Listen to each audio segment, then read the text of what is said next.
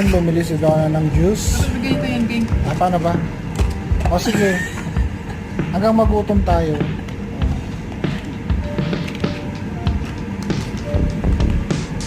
Mix mo na. Sodio na lang kulang eh.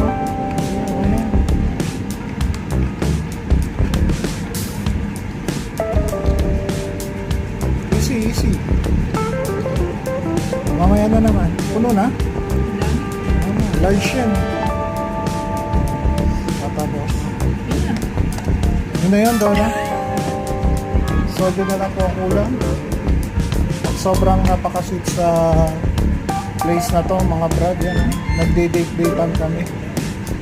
Saka yung background namin, mga brad, yan. May nagbabako. Sobrang, romantic. Sarap. Wala nang pagod.